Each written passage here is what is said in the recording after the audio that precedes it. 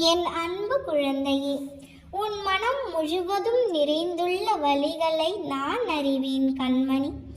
ஆறுதல் சொல்லி தீர்க்கும் நிலையை எல்லாம் நீ கடந்து விட்டாய். ஆறுதலாக வார்த்தைகளை கேட்டு கேட்டு சலித்தும் விட்டாய். உனக்கு நீயே ஆறுதல் சொல்லிக் கொள்கிறாய்.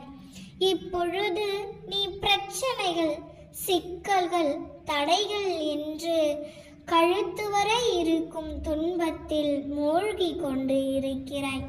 எதிர்நீச்சல் போட்டு பார்த்து ஏமாந்து விட்டாய். இனி ஒரு அடி கூட உன்னால் நகர முடியாமல் இருக்கும் இடத்திலேயே நின்று கொண்டு யாரேனும் காப்பாற்ற வருவார்களா, வாழ்க்கையை மீட்டு தருவார்களா என்று காத்து கொண்டு இருக்கிறாய். கரை சேர்ந்து விடுவோமா அல்லது மூழ்கி விடுவோமா என்ற ஒரு பதற்றம் உன்னை தொற்றி கொண்டது. இத்தனை பதற்றமான சூழ்நிலையில் நீ உன் அப்பாவை, உன் அம்மாவை நீ மறந்து விட்டாய். முன்பொரு நாள் ஒரு வாக்குறுதியை கொடுத்திருந்தேன், நினைவிருக்கிறதா தங்கமே? பிரச்சனைகளின் நடுவில் உனக்கு நீச்சல் கற்றுக் கொடுத்து இறக்கிவிட்டேன். நீ முடிந்தவரை கரையை நோக்கி நீச்சல் அடித்து முன்னேறி கொண்டு வா. இதற்கு மேல் முடியாதா என்ற தருணத்தில் என் கரங்கள் உன்னை நோக்கி வரும். இறுக பற்றி கொண்டாயானால் உன்னை நான் அக்கறைக்கு கொண்டு செல்வேன். இந்த வாக்குறுதியை நினைவில் இருக்கிறதா? என் வாக்குறுதியை நான் காப்பாற்றும் தருணம் வந்துவிட்டது. இத்தனை நாளாக பிரச்சனைகள் எனும் மழைகளில் எதிர்நீச்சல் போட்டு போராடி கொண்டு இருந்தாய். இப்பொழுது உன் உடல் வலுவிழந்து விட்டது, உன் மனம் தளர்ந்து விட்டது கண்மணி. மனதிலும் உடலிலும் வலுவில்லாமல் இதற்கு மேல் ஒன்றும் செய்ய முடியாது என்ற முடிவுக்கு வந்து விட்டாய். நம்பிக்கையை இழந்து விடாதே தங்கமே, தைரியமாக இரு. எல்லாம் நல்லதாகவே நடக்கும். உன் உருக்கமான வேண்டுதலை நான் கேட்டேன். உன் பிரார்த்தனைகளை நிறைவேற்றி தர உன் வீட்டு வாசலில் சந்தோஷமாக காத்திருக்கிறேன். தாமதிக்காமல் முழுமையாக இதை கேள். எனது பரிபூரண ஆசைகளை முற்றிலுமாக பெற்றுக்கொள். நான் ஒரு முறை என் பக்தர்களின் வீட்டில் காலடி எடுத்து வைத்து விட்டால் அங்கு அன்னத்திற்கு குறை இருக்காது, செல்வத்திற்கு பஞ்சம் இருக்காது, அமைதியும் நிம்மதியும் உன் வாழ்வில் பூத்து குலுங்கும். இல்லை என்ற சொற்களே அவர்களிடம் இனி இருக்காது. அப்படித்தான் மகளே, இன்று உன் வீட்டில் நான் உன்னை பார்க்க வந்துள்ளேன். கூடிய விரைவில் உன்னை நான் உயர்ந்த இடத்திற்கு அழைத்தும் செல்லுவேன். உன் வாழ்வில் சோதனை கொடுத்து உன் பொறுமையை சோதிப்பேனே தவிர என்றும் வேதனையில் வீழ்த்த மாட்டேன் கண்மணி. கடைசி நிமிடத்தில் கூட ஒரு அதிசயம் செய்வேன். ஆனந்தத்தை ஆள காத்து கொண்டிரு, கண்டிப்பாக கிடைக்கும். என்ன அப்பா, சோதனைகளையும் நீங்கள் தான் தருகின்றீர்கள், அதற்கான ஆறுதல்களையும் நீங்களே தருகின்றீர்கள், இது நியாயமா என்று கேட்கிறாய். ஆறுதல் என்பது உன் சாயத்திற்கு தற்காலிக தீர்வு. ஞானம் என்பது உன் காயத்திற்கு நிரந்த தீர்வு. நான் உனக்கு ஞானத்தை தர வைக்கிறேன். சோதனைகள் மூலமே அனுபவம் பிறக்கும். அனுபவத்தின் வழியே ஞானம் பிறக்கும். ஞானம் பிறந்தால் நிரந்தர மகிழ்ச்சி கிடைக்கும். அதற்காகவே தான் கண்மணி உனக்கான சோதனைகள். நீ நிரந்தர மகிழ்ச்சியை பெற்று சந்தோஷமாக வாழ வேண்டும் என்பதே உன் அப்பாவின் எதிர்பார்ப்பு. அதற்காக இத்தனை காலங்களாய் அப்பா என்று என்னை கேட்கின்றாய். எத்தனை ரணங்களை தாங்குவது என்று கேட்கின்றாய்.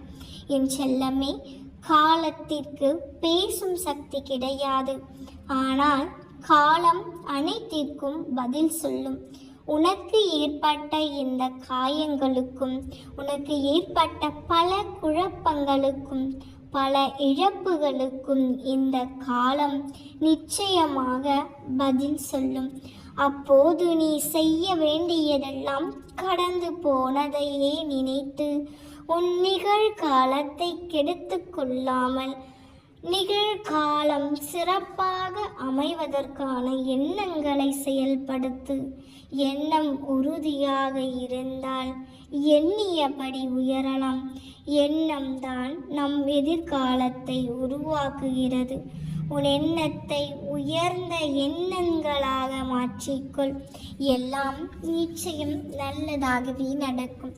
எப்படிப்பட்ட கஷ்டங்களினால் மன அழுத்தம் ஏற்பட்டு இருந்தாலும் இதுவும் கடந்து போகும் என்ற எண்ணத்தில் செயல்படு.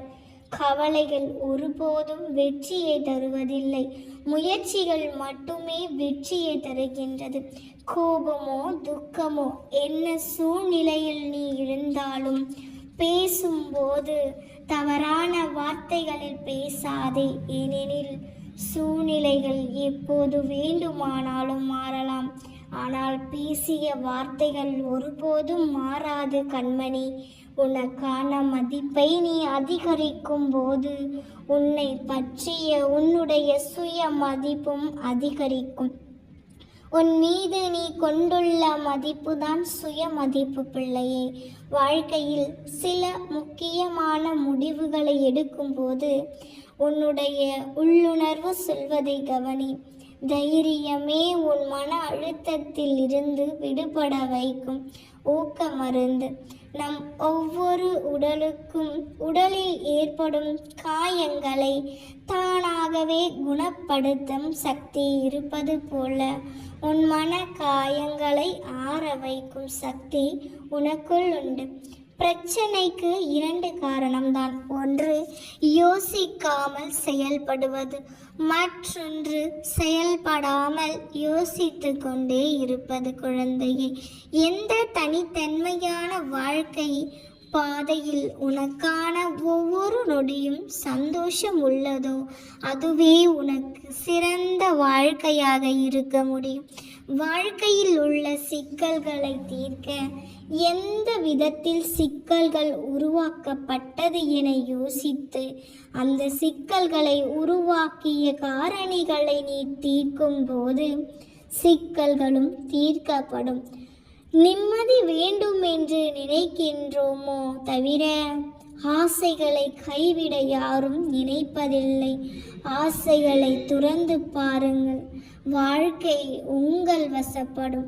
யாரையும் அல்பமாக நினைத்து விடாதே.